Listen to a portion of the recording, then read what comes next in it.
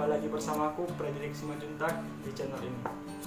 Sebelumnya, pernahkah teman-teman mendengarkan istilah terlapor, tersangka, terdakwa, dan juga terpidana? Apakah keempat istilah ini memiliki arti yang sama atau berbeda? Untuk itu, mari kita bahas.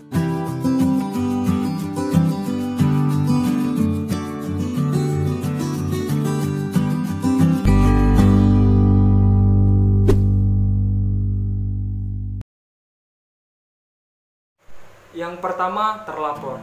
Berdasarkan pasal 1 ayat 24 Undang-Undang Nomor 8 Tahun 1981 tentang Kitab Undang-Undang Hukum Acara Pidana, laporan adalah pemberitahuan yang disampaikan oleh seseorang karena hak atau kewajiban berdasarkan undang-undang kepada pejabat yang berwenang tentang telah atau sedang atau diduga akan terjadinya peristiwa pidana. Nah, laporan tersebut disampaikan kepada pihak kepolisian. Terlapor adalah seseorang yang dilaporkan dalam laporan tersebut.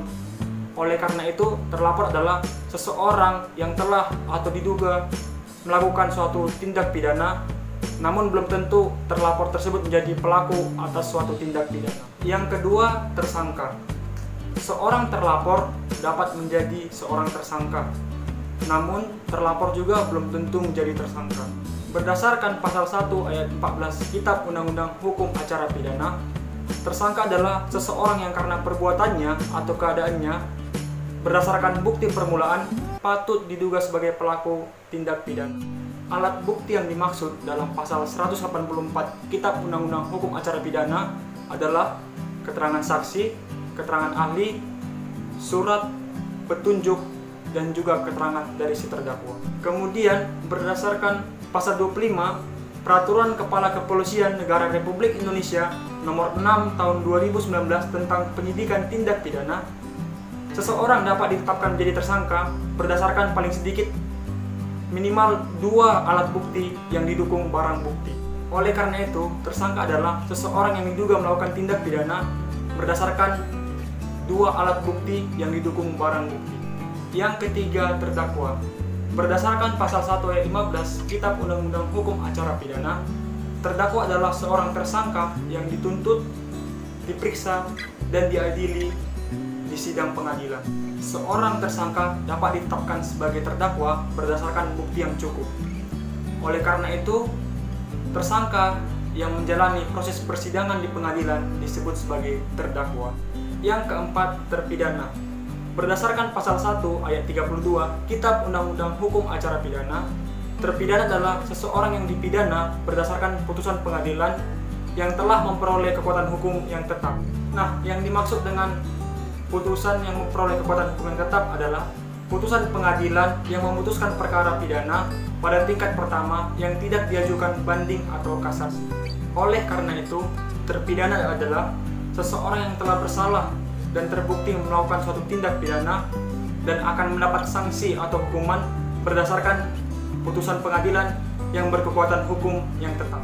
Seorang terpidana yang menjalani pidana hilang kemerdekaan di lembaga pemasyarakatan disebut sebagai narapidana.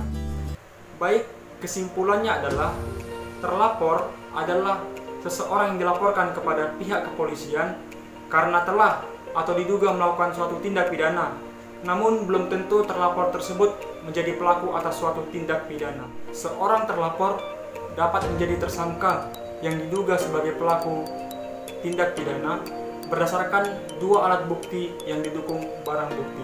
Jika tersangka berlanjut menjalani proses persidangan, maka dia akan disebut sebagai terdakwa. Lalu, terdakwa yang dinyatakan bersalah dan terbukti melakukan suatu tindak pidana kemudian menerima sanksi atau hukuman dari putusan pengadilan yang berkekuatan tetap akan disebut sebagai terpidana. Dan yang terakhir, jika seorang terpidana mendapatkan pidana hilang kemerdekaan di lembaga pemasyarakatan akan disebut sebagai narapidana. Baiklah, demikian yang bisa saya sampaikan dan semoga bermanfaat untuk kita semuanya.